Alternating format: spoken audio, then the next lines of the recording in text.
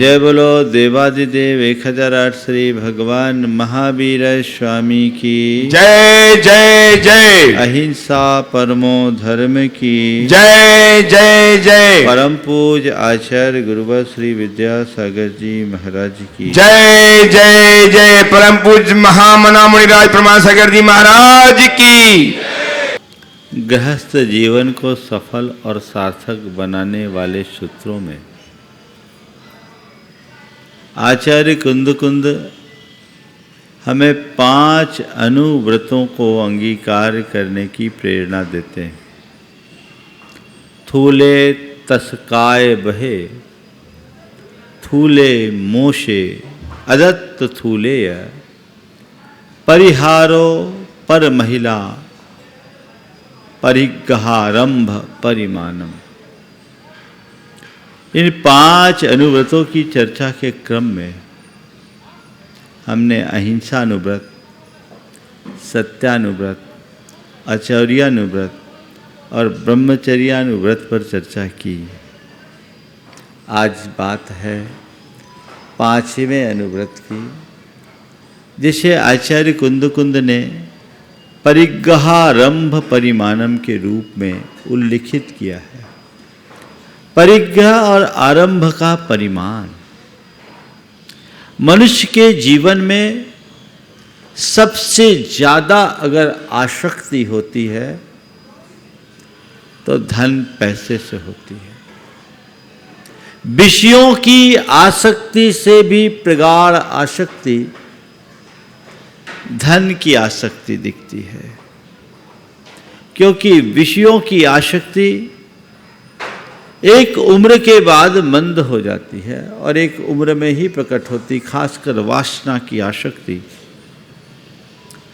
एक उम्र के बाद शुरू होती है और उम्र ढलने के बाद कम हो जाती है, खत्म भी हो जाती है। लेकिन धन की आसक्ति एक छोटे से बच्चे में भी होती है। दूध पीते बच्चे को भी कहो तो कागज फाड़ देगा, नोट नहीं फाड़ेगा। और कब्र में पांव लटक जाने तक लालसा बनी रहती, बल्कि बढ़ती है, घटती नहीं।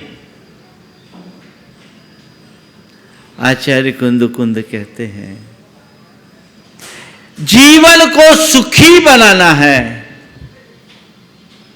तो इसका परिमाण करो।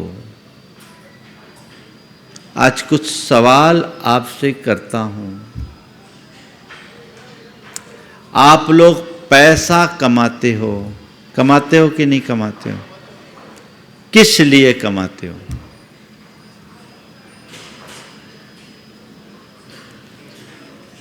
पैसा कमाते हो किस लिए कमाते हो? 4 सवाल है। क्यों कमाना,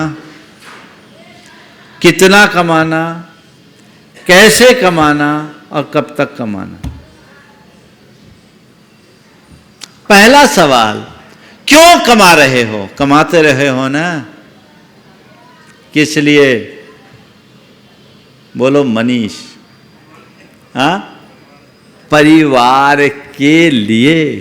एक बार ऐसा हुआ, एक युवक बड़ा उद्यमी था और कम उम्र में उसने काफी बड़ा विस्तार किया अपने व्यापार का। लेकिन व्यापार इतना बढ़ गया कि परिवार को समय ही नहीं दे पाता था। वो हर हफ्ते में 5 दिन तो बाहर ही रहता, कभी 7 दिन भी हो जाए, लेकिन 2 दिन से ज़्यादा हफ्ते में घर नहीं रह पाता। और उसका काम जंगलों से जुड़ा हुआ था, तो जंगलों में रहता था, बीड़ी पत्ते का काम था।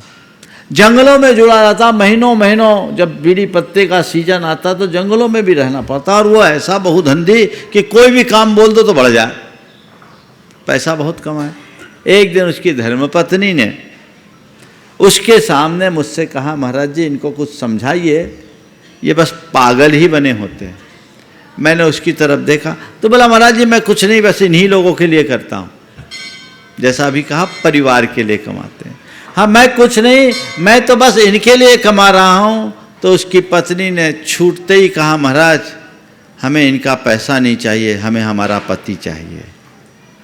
ये परिवार के लिए कमाने की बात करते हैं, ये पूछो इनके पास परिवार के लिए वक्त है? क्यों कमाते हो? सबसे पहला उद्देश्य कमाने का है जीवन का निर्वाह। कमाई की शुरुआत आदमी जीवन के लिए करता है, जरूरतों की पूर्ति के लिए कमाना है, समझ में आता है। लेकिन कमाना ही तुम्हारी जरूरत हो जाए तो समझ में नहीं आता। क्यों कमाते हो? अपने जीवन की जरूरतों की पूर्ति के लिए। जब तक तुम्हारे जरूरतों की पूर्ति हो रही है तुम कमाओ, मुझे उससे कोई आपत्ति असहमति नहीं है। लेकिन पहले अपने मन को पलट करके देखो कि तुम अपने जरूरत की पूर्ति के लिए कमा रहे हो या केवल कमाने के लिए कमा रहे हो। अपने जरूरतों की पूर्ति के लिए कमा रहे हो या कमाने के लिए कमा रहे हो? और जरूरतों की पूर्ति के लिए कमा रहे हो तो तुम्हारी जरूरतें कितनी हैं? कितनी हैं? हाँ, कोई नहीं है ना। क्या हुआ? एक बार एक सवाल आया मेरे पास शंका समाधान में कि महाराज, दुनिया में सब प्रकार के प्राणी हैं, लेकिन ये कैश केवल मनुष्यों के पास क्यों है, बाकी अन्य प्राणियों के पास क्यों नहीं? हमने कहा ऐसा केवल इसलिए कि अन्य प्राणियों के पास केवल पेट है और मनुष्य ने अपने साथ पेटी अटैच किए हुए। मनुष्य ने अपने साथ पेटी अटैच कर रखा है और पेट के साथ पेटी अटैच कर रखने के कारण वो कैश के पीछे पागल है ना। सवाल है कितना, क्यों कमाना? पहला सवाल। जब तक ये कंसेप्ट सही नहीं होगा जीवन आगे नहीं बढ़ सकेगा। हकीकत में अगर कहूं तो आजकल लोग जरूरत के लिए कम कमा रहे हैं, कमाना ही उनकी जरूरत है। एक सज्जन जो बड़े संपन्न, काफ़ी लंबा चौड़ा कारोबार, मैंने कहा भैया आप 70 साल की उम्र हो गई और एक बीमारी भी आ गई है तो थोड़ा सावधान हो जाओ, अपने आप को डाइवर्ट करो। महाराज फिर मैं करूँगा क्या? ये एक समस्या। नहीं करूँगा तो करूँगा क्या? सवाल इस बात का है कि तुम्हारे लिए करणीय क्या रह गया? केवल गोरख धंधा या आत्मोद्धार भी? अगर तुम्हारा करनी केवल गोरख धंधा है तो ये बहुत बड़ी भूल है। इस गोरख धंधे से मुक्त होकर अपने आत्मोद्धार की बात भी सोचो, जो जीवन का अंतिम लक्ष्य होना चाहिए, अल्टीमेट गोल होना चाहिए। तुम कितना भी कमा लो, गोरख धंधा करते करते एक दिन थक कर हार जाओगे और मर जाओगे, बचेगा कुछ नहीं। अपने लिए जो करने योग्य है वो करो। तुम्हें ये दुर्लभ मनुष्य जीवन मिला है, इसे सार्थक बनाओ, सफल बनाओ। तो क्यों कमाना? अपने मन से पूछो, मैं जीने के लिए कमा रहा हूं या कमाने के लिए जी रहा हूं? जीने के लिए कमा रहा हूं या कमाने के लिए जी रहा हूं? उत्तर अपने से पूछना, दूसरे से नहीं। अगर जीने के लिए कमा रहे हो कमाओ, लेकिन कमाने के लिए जी रहे हो तो ये बहुत बड़ी बेवकूफ़ी होगी। यानी तुम कुछ नहीं कर रहे हो, एक प्रकार से बधुआ मजदूर बने हुए हो। बधुआ मजदूर क्या करता है? खटता है। खटता क्या? उसे खटना पड़ता है, जी तोड़ खटता है, लेकिन उसका कोई लाभ उसे नहीं मिलता। मिलता है क्या? जिसके लिए खट रहा है वो उसी के लिए अर्पित हो जाता, उसे कुछ भी हासिल नहीं होता। तुम जीने के लिए कमाओगे तो वो तुम्हारे काम आएगा, लेकिन कमाने के लिए जियोगे तो खटोगे, अपने लिए कुछ नहीं कर पाओगे, क्योंकि एक दिन सब छोड़ करके जाओगे। इसलिए क्यों कमाना? क्यों तो क्यों कमाना, इसका उत्तर क्या है? जीने के लिए कमाना, जरूरत के लिए कमाना। और चलो एक कदम और आगे बढ़ जाता हूं, जरूरत के लिए कमाओ या जरूरतमंदों के लिए कमाओ? क्या करो? जरूरत के लिए कमाओ और जरूरतमंदों के लिए कमाओ। इसके अलावा क्या काम है? हाँ, दान, वो सब जरूरतमंदों में आ जाता है।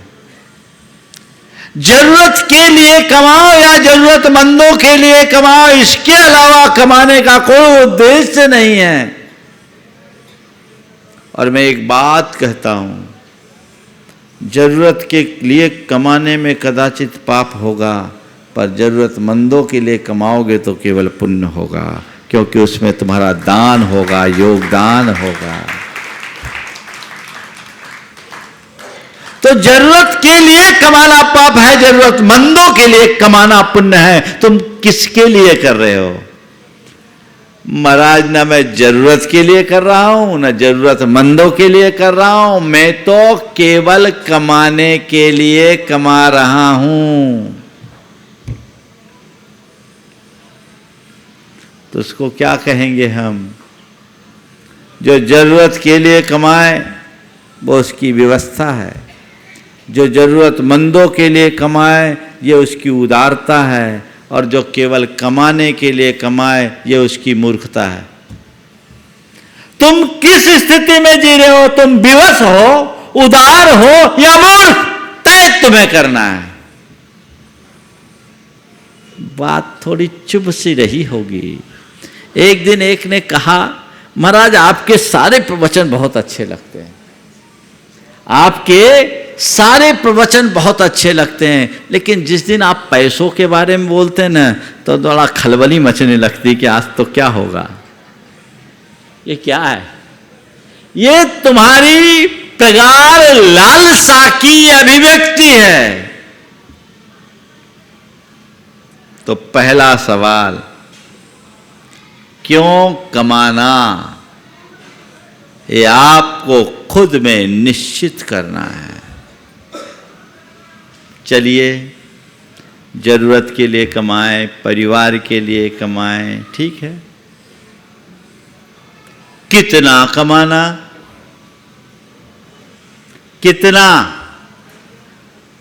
यहां तो आचार्य कह रहे हैं परिग्रहारंभ परिमाणम। परिग्रह का परिमाण, आरंभ का परिमाण, यानी आपाधापी का परिमाण, भाग दौड़ का परिमाण। बहुत विशेष शब्द को ध्यान में देना है। भाग दौड़, ओवर। सब लोग आजकल तो बिल्कुल दौड़ ही रहे हैं, ठहरने का तो कोई काम ही नहीं है। 24 घंटे एक ही धुन, खाने तक के लिए वक्त नहीं। लोग कहते हैं महाराज हम रोटी के लिए कमाते हैं, पर कमाने में इतने लीन हो जाते कि रोटी के लिए वक्त नहीं जुटा पाते। बोलो, है ना?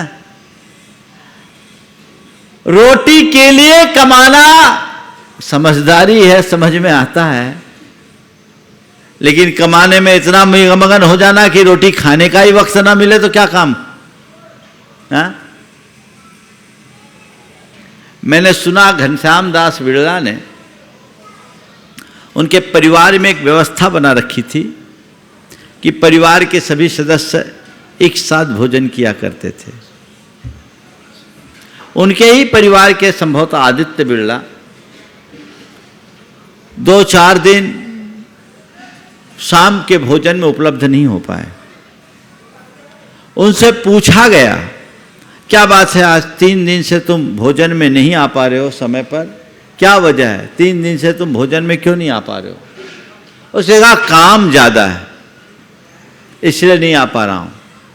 उन्होंने उसी दिन उसकी 5 कंपनियों को बसंत बिरला के लिए ट्रांसफ़र कर दिया और कहा तुम्हारे पास काम इतना अधिक है कि खाने के लिए टाइम नहीं है, इसलिए खाने के लिए टाइम निकालो, काम के पीछे परेशान मत हो। ये देखेगा, ये दृष्टिकोण। और तुम अरे ठीक है चलेगा। एक बात बोलूं, जितने पैसे वाले हैं ना उनकी थाली को जाके देख लेना, पैसे वालों की थाली को जाके देख लेना, थाली में कुछ नहीं मिलेगा, लूखे फुलके, उबली लौकी और मूंग के दाल के अलावा नसीब ही नहीं है उनके बेचारे के लिए। रसोईया ने थाली लगाई, सेठ ने थाली देखी तो थाली में रोटी में घी ज्यादा थी। उसने जोर से आवाज लगाई, रोटी में इतनी घी क्यों? रसोईया आया, कहा मालिक माफ करना, भूल से मेरी थाली आ गई, भूल से मेरी थाली आ गई, उसका तो पुण्य ही नहीं है कि भोग पाए। कहां जा रहे हैं? बात समझने की है। संत कहते हैं पैसा कमाना, पर पैसे के पीछे पागल मत होना। एक बात अंतस में अंकित कर लो, धन जीवन के निर्वाह का साधन है, साध्य नहीं। साधन है, साध्य नहीं। तो साधन को साधन की भांति रखो, उसे साध्य मत बनने दो। तो कितना कमाना बोलते हैं महाराज जी, आप लोगों का उपदेश सुनेंगे और हम लोग कमाना कम कर देंगे तो फिर ग्रोथ कैसे होगी? हमारे देश की इकोनॉमी का क्या होगा? लोगों का रोजी रोजगार का क्या होगा? मैं आपको एक बात कहता हूं, संपन्नता के लिए निषेध नहीं है और कमाने के लिए भी निषेध नहीं है, पर होश के साथ कमाने का निर्देश है। चक्रवर्ती तो विपुल धन का स्वामी होता है कि नहीं होता है? इस धरती पे सबसे ज्यादा संपदा अगर है तो चक्रवर्ती के पास होती है। सार्वभौम एक छत्राधिपत्य साम्राज्य है ना, लेकिन क्या वो उसको अपना नहीं मानता, उसके प्रति उसके मन में स्वामित्व नहीं होता, वो केवल कस्टोडियन बन करके जीता है। उसके अंदर इस बात का हर पल श्रद्धान रहता है, मेरे पास भले हैं, मेरे नहीं है, मेरा तो केवल मैं हूं। यह समझ होनी चाहिए और कुछ नहीं। तो कमाओ, जरूरत के लिए कमाओ, जरूरतमंदों के लिए कमाओ, कितना कमाओ जितने में तेरी जरूरतों की पूर्ति हो जाए और जरूरतमंदों की पूर्ति कर सको। जहां जरूरत हो, चाहे वो धर्म के क्षेत्र में हो, चाहे लोक के क्षेत्र में हो, चाहे लौकिक कार्य में हो, चाहे पारमार्थिक कार्य में हो, जो कमा रहा है उसको लगाते जाओ, लगाते जाओ, लगाते जाओ। तत्परता से कमाओ और उदारता से लगाओ। जीवन का लक्ष्य होना चाहिए। तत्परता से कमाओ, उदारता से लगाओ। आप लोग कमाते तो खूब तत्परता से हो, लगाने में हाथ संकोच करके रखते हो, खींच करके रखते हो। नहीं, उदारता और भागम भाग नहीं, आरंभ से परिमाण करो। आज परिग्रह का परिमाण करने की बात की जाती है। लोग 10 प्रकार के परिग्रह के परिमाण की बात करते हैं। मैं कहता हूं ये आउटडेट हो गया। आज आपको कितना कमाना मैं बताऊं? कितना कमाना है बता दूं? हाँ, जितने में तुम्हारे शरीर का स्वास्थ्य प्रभावित न हो, मन की शांति खंडित ना हो, परिवार का प्रेम बना रहे और धर्म कार्य के लिए समय निकलता रहे, उतना कमाओ। अपने स्वास्थ्य के मूल्य पर पैसा कमाना पागलपन है। लोग भाग रहे, न खाने का ठिकाना, न पीने का ठिकाना, न रहने का ठिकाना, न सोने का ठिकाना, भाग रहे बस अपॉर्चुनिटी है, अवसर है, अवसर है, अवसर है। अरे भैया, तुम आदमी हो, बैल थोड़ी। क्यों ये आरंभ है, भाग दौड़ है, जरूरत से ज्यादा भाग दौड़ किसके लिए? अपने मन से पूछो। मैं अपने शरीर के स्वास्थ्य को पहली प्राथमिकता दूंगा। अभी तो लोगों की ये हालत है, 24/7, 24 घंटे 7 दिन बस एक ही धुन। फिर उसके कारण क्या होता है? जब पैसा कमाने में टेंशन आता है ना, तो फिर डायबिटीज होती है, कार्डिक प्रॉब्लम होता है, फिर ब्लड प्रेशर खराब होता है, फिर अन्य तरह की बीमारियां जकड़ लेती है। आप देखिएगा ज़्यादातर बिजनेसमैन और प्रोफेशनल्स जो 35 क्रॉस कर चुके हैं, उन सबको आप देखिएगा तो सब डायबिटीज के शिकार हो गए हैं या कगार पर पहुंच गए। क्यों? ये अतिरिक्त आपाधापी का नतीजा है। कितना कमाना? पहला, मन की शांति खंडित ना हो। पहला यहां से शुरू करता हूं। कहां? पहले मन में टेंशन, दबाव, प्रेशर नहीं। व्यापार उतना ही करो जितने पर तुम उस पर हावी रह सको। व्यापार पर जब तक तुम हावी हो, तुम्हारा जीवन सेफ है। जिस दिन व्यापार तुम पर हावी हो गया, तुम असुरक्षित। सिस्टम बना के करो। मैंने अशोक जी पाटनी के यहां देखा, जब मैं उनके यहां था, उनके ऑफिस में था, दिखाया तो ऑफिस में कुछ नहीं, थोड़ी सी कुछ फाइलें पड़ी हुई थी। उन्होंने कहा, महाराज मैं जब कभी आता हूं, मेरा इतना ही काम है, मैं इन फाइलों को देखता हूं और इसमें से महाराज एक भी फाइल मेरे व्यापार की नहीं है। वो सारी फाइलें क्या होती है, जो आर के फाउंडेशन के द्वारा लोगों को चैरिटी करते हैं, विधवाओं को, अस्वस्थ लोगों को स्कॉलरशिप, बच्चों की पढ़ाई आदि के लिए करोड़ों रुपया उनका जाता है। बोला महाराज मेरा यही काम है, जब भी आता हूँ 2 घंटे 3 घंटे मैं इसमें देता हूँ, सबको रिकमेंड करता हूँ, उनका पैसा भेजता हूँ, मैं कुछ नहीं करता। मैंने कहा फिर काम? बोले मेरे आदमी करते हैं, हमको तो केवल चेक पर साइन करना, हमको कुछ नहीं करना। हमने ऐसा सिस्टम बना रखा है और उसका ही परिणाम है आज देखो, इतने बड़े कारोबार के धनी होकर वो धार्मिक सामाजिक कार्यों में कितना समय निकाल पाते हैं। तुम अपना ऐसा सिस्टम बना लो और फिर कमाओ जितना कमाना है। मैं नहीं कह रहा हूं कि इतना ही कमाओ,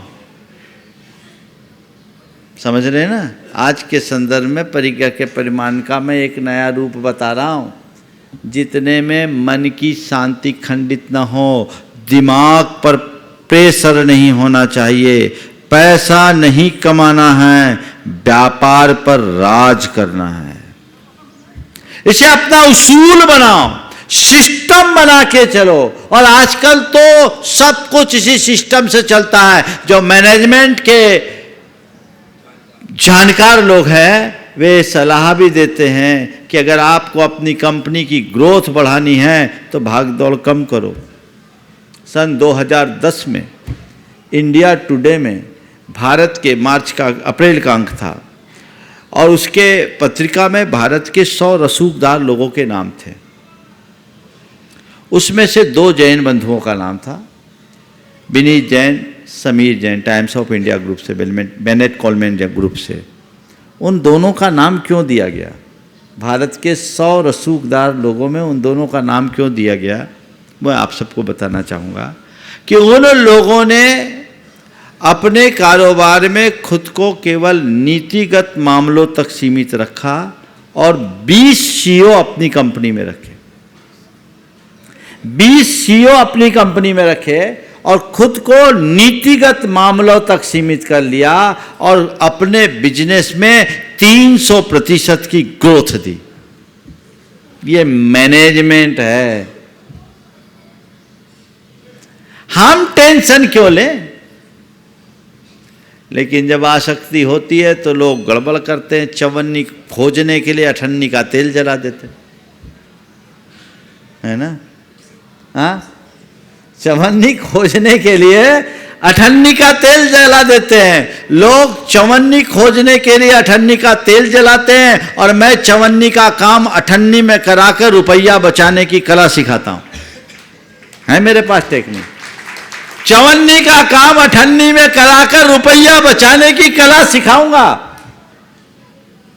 है मेरे पास वो आर्ट। समझ गए? ज्यादा मगजमारी करोगे तो कुछ नहीं होगा। मैं भिंडर में था, एक दिन अपने प्रवचन में ये बात कहा, संयोग तो उसी दिन अशोक जी पाटनी आ गए। वो प्रवचन सुने और उन्होंने कहा महाराज आज आपने जो बोला ना वो वही मैं करके आया हूं। बोले क्या? बोले महाराज जी आपके लिए उदाहरण है। उनको अपना वंडर सीमेंट का एक्सपांशन करना था। उनकी बोर्ड बैठी और बोर्ड में सब लोग कह रहे थे कि इसका कॉन्ट्रैक्ट किसको दे। तो लोकल जो वेंडर थे, कॉन्ट्रैक्टर्स थे, वो जिस काम को 25 करोड़ में कर रहा था, अशोक जी ने वही काम 35 करोड़ में L&T को दिया। 10 करोड़ ज़्यादा, 35 करोड़ में L&T को दिया। सब ने बोला ये काम 25 में हो रहा, 35 में क्यों कर रहे? ये भी तो उन्हीं को पेटी कॉन्ट्रैक्ट देगा। बोले देगा, पर ये बताओ इस आदमी के पास इंजीनियर कितने हैं, इसके पास और साधन कितने हैं? बोले जोड़ेगा। बोले 3-4 महीना लग जाएगा। बोले लगेगा।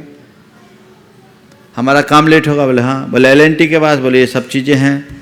तो हम बोले ये बताओ हमारे पास बैंक का इतना लोन है, हमारी फैक्ट्री अगर 3 महीना भी लेट हुई तो हमारा ब्याज कितना लगेगा? ब्याज कितना लगेगा? और प्रोडक्शन लेट होगा तो वो कितना बड़ा नुकसान होगा। महाराज जी मैंने अपना बीटो लगा के निर्णय लिया, आप बताओ 700 करोड़ का लोन है, 3 महीना भी अगर लेट हुआ तो कितना इंटरेस्ट जाता है, आप हिसाब लगा लो। महाराज मैंने चवन्नी का काम अठन्नी में करा के रुपया बचाया कि नहीं बचाया? This is art. ये मैनेजमेंट है ना। व्यापार का सिस्टम ऐसा बनाइए जिसमें आपकी शक्ति अल्प लगे और आमदनी अधिक हो। पहले तो व्यापार का चुनाव ही ऐसा करो। कैसा व्यापार चुनो बताऊं? आज तो महाराज आप हमारे मतलब की बात कर रहे हैं। चलो बता देता हूं व्यापार कैसा चुना। जिसमें न्यूनतम हिंसा, अधिकतम आय और अल्पतम व्यस्तता हो, वैसा काम करो। न्यूनतम हिंसा, अधिकतम आय और अल्पतम व्यस्तता, जिसमें इन्वॉल्वमेंट कम हो और इनकम अधिक हो और हिंसा ना हो, वायलेंस ना हो। ये व्यापार चुनना चाहिए।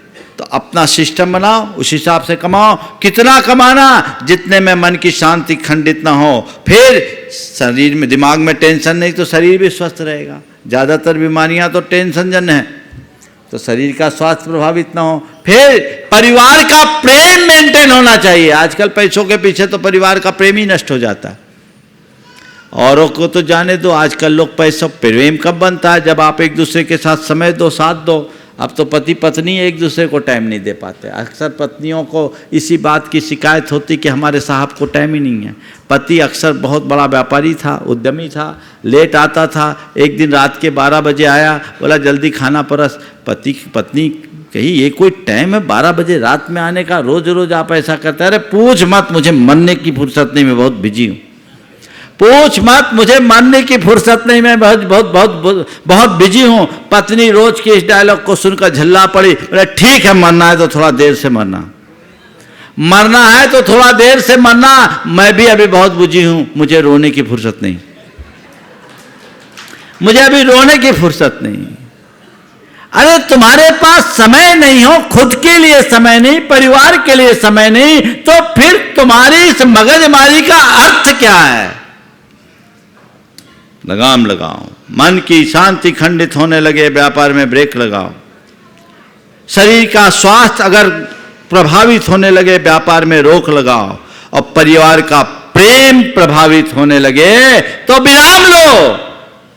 मेरी पहली प्राथमिकता व्यापार नहीं, मेरा परिवार होना चाहिए, क्योंकि मैं परिवार के लिए ही तो कमा रहा हूं। समझ रहे? अधिकतर लोगों की शिकायत, बच्चों की, बड़ों की, टाइम ही नहीं है। थोड़ा बहुत टाइम मिला भी तो सोशल मीडिया है, बस सबकी उंगलियां ऐसे चलते रहती। कहां प्रेम? हाँ, सबकी यही शिकायत है ना? तो टाइम निकालना सीखिए। परिग्रहारंभ परिमाणम का ये आज के समयानुरूप अर्थ है। और व्यापार इतना कीजिए जिससे जब समय हो, अवसर आए, तो धर्म कार्यों में आप समय निकाल सके। आज देखो जितने भी फेस्टिवल है ना, उन फेस्टिवलों को एंजॉय कौन करता है सबसे ज्यादा मालूम? तुम्हारा जो मजदूर वर्ग है ना, वो 4 दिन नहीं करना काम तो नहीं, पूरा आनंद। देखो पूरा काम बंद है। राजस्थान के कारीगर 15 दिन नहीं आएंगे। वो दिवाली में गए तो डोल देव उठनी 11 के पहले आएंगे नहीं। तुम्हारा काम हो तो और ना हो तो। और तुम बोलो 8 दिन का सिद्ध चक्र विधान है, कैसे आए, दुकान धंधे का क्या होगा? अरे भैया, क्या मजबूरी है तुम्हारी? यही बदलना चाहिए। तो कितना करे, कब तक करे, कब तक करे? 60 साल में रिटायर होता है आदमी। व्यापारी टायर्ड हो जाता, रिटायर नहीं होता। कब तक व्यापार करो? जब तक तुम्हारी संतान व्यापार को संभालने में समर्थ न हो, तब तक तुम व्यापार करो। जिस दिन संतान व्यापार संभाल ले, उस दिन तुम अपने आप को निवृत्त कर लो, रिटायरमेंट लो। हमने तो मारवाड़ी में कहावत सुनी है कि जिस दिन बाप के पांव की जूती बेटे के पांव में आने लगे, बाप रिटायरमेंट की तरफ सोचना शुरू कर दे और बेटे को दायित्व सौंपना शुरू कर दे, तब जीवन संतुलित होगा। लेकिन क्या करे, लगे हैं। और उसके कारण बड़ा गड़बड़ भी होता है। जनरेशन गैप के कारण रोज माथा पच्ची होती है। बाप अलग सोचता है, बेटा अलग सोचता है। पिता अपने ढंग से व्यापार करना चाहता है और बेटा अपने तरीके से कराना चाहता है। रोज किटर पिटर होते रहती है, किचकिच होती रहती है। कब तक चलाए और कैसे कमाएं? तसल्ली के साथ कमाएं, नीति के साथ कमाएं, एक सही पॉलिसी अपना करके कमाएं, शॉर्ट टर्म नहीं चलाएं, धीरे धीरे आगे बढ़े। समझ गए? एक पैसा कमाने की लालसा मन में मत रखना। एक एक करके 1000 सीढ़ी चढ़ना, एक साथ 100 सीढ़ी चढ़ने की कल्पना कभी मत करना। तो जीवन में आप रस ले पाओगे, जीवन का सार पा पाओगे। तो परिग्रहारंभ परिमाणम, परिग्रह का परिमाण, आरंभ का परिमाण। यदि तुम्हारे पास परिग्रह है भी तो परिग्रह ही मत बनो, संग ही बनो। धन है, मौका लुटा दो। भामा शाह के पास धन था, तभी तो उन्होंने राणा प्रताप के लिए सब सौंप दिया। ये राष्ट्र को जरूरत था, जरूरत के लिए उनने अर्पित कर दिया। धन नहीं होता तो क्या करते? तो धनी होना बुरा नहीं है, धन से चिपके रहना बुरा है। धन का संग्रह हो, परिग्रह नहीं। बस ऐसी सोच विकसित कर लो। समझ गए? नदी में बांध क्यों बनाया जाता है? पानी रोकने के लिए कि पानी को रोककर उसे सही जगह पहुंचाने के लिए? हाँ, है ना? बांध बना लिया, पानी रोक लिया और पानी निकाले नहीं तो क्या होगा? विप्लव आ जाएगा और क्या होगा? सब तहस नहस हो जाएगा। तो मैं आपसे कहता हूं, बांध बनाओ, धन जोड़ो, कोई बुराई नहीं। लेकिन जिस रफ्तार से पानी आ रहा है उसी रफ्तार से छोड़ते भी जाओ, नहीं तो डूब जाओगे, सब बर्बाद हो जाएगा। जितनी कमाई उतना लगाते जाओ तो तुम्हारा धन तुम्हारे जीवन को धन्य बना देगा, तुम्हारे जीवन का उत्थान होगा। तो परिग्रहारंभ परिमाणम, ये हमारे लिए बहुत बड़ी प्रेरणा देता है। आप अन्य तरीके से परिग्रह का परिमाण नहीं कर पाओ, कोई बात नहीं, पर जो 4 बातें मैंने आज आप सबसे कही है उनको आपको देखना है। 4 सवालों पर विचार करके पैसा कितना कमाना, परिग्रह कितना रखना, मन की शांति खंडित ना हो, शरीर का स्वास्थ्य प्रभावित ना हो, परिवार का प्रेम बना रहे और धर्म कार्य के लिए समय निकाला जा सके। यदि यह आपने कर लिया तो आप राजा हो, आपका जीवन धन्य है। समय आप सबका हो गया, यहीं पर विराम। बोलिए परम पूज्य आचार्य गुरुवर श्री विद्यासागर जी महाराज की